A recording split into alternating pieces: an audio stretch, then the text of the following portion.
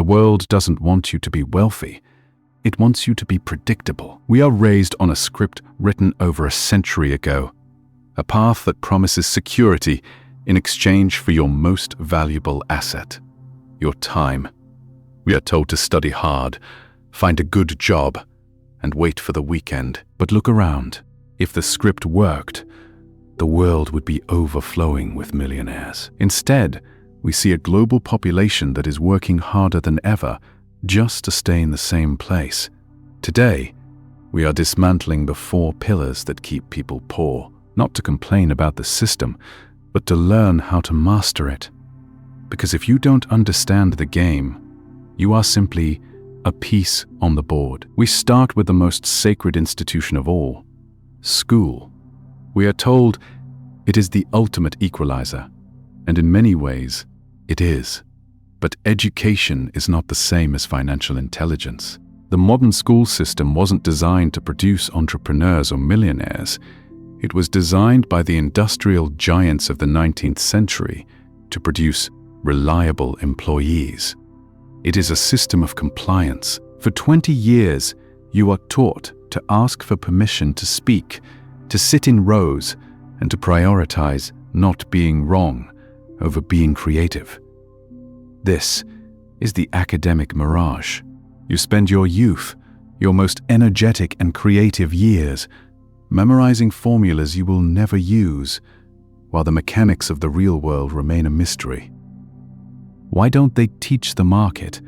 Why is how to invest missing from the curriculum, while how to work for a grade is mandatory? Because if you understand how to make money work for you, you become difficult to manage. School prepares you for the middle-class trap, a life where you have just enough to survive, but never enough to leave. It teaches you to chase the goal of a good paycheck, but a paycheck is just a receipt for your traded life. To become wealthy, you must scam the system back, using the degrees as a shield while you spend your nights learning the financial laws the school ignored. The second pillar is the job. In our society, having a job is synonymous with freedom, but it is often the most organized trap in existence. Economists call it the golden handcuffs. When you say salary, you are really saying limit. A job gives you security, but it steals your scale. You are trading a finite resource, your hours, for a flat rate determined by someone else. In this transaction, the owner of the company gets the exponential growth, while you get the linear scraps. Worse, a job dictates your life.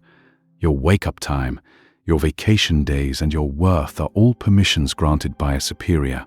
It is a psychological sedative. The steady paycheck kills the hunger. It makes you comfortable enough to stop looking for opportunities, but never comfortable enough to be truly free. To escape, you have to stop viewing a job as a destination and start viewing it as seed capital. It isn't your home, it's the gas station where you fuel up for the real journey. If you aren't using your job to fund your freedom, you are just renting out your soul. The third pillar is invisible, but it carries the weight of lead. The people you spend time with. There is a psychological law of averages. You are the median of the 5 people you interact with most. Poverty has a social gravity. If everyone in your circle views wealth with suspicion, or believes that the system is rigged, or spends their weekends complaining about Monday morning, you will eventually adopt that same frequency. You cannot expect to fly like an eagle if you are busy arguing with chickens about why the sky is falling. This isn't about elitism. It's about proximity to possibility. If you have never seen someone in your immediate circle build a business or invest in a market, your brain views those things as myths rather than options. To rise, you must find a circle that makes your current big dreams feel small. If you are the smartest or most ambitious person in the room, you are in the wrong room. Your environment is either a trampoline or a cage. You choose which one. The final pillar is the hardest to face. It is you. We can blame the school, the job, and the friends. But the ultimate architect of your reality is the person looking back at you in the mirror. There is a brutal truth in the world of wealth.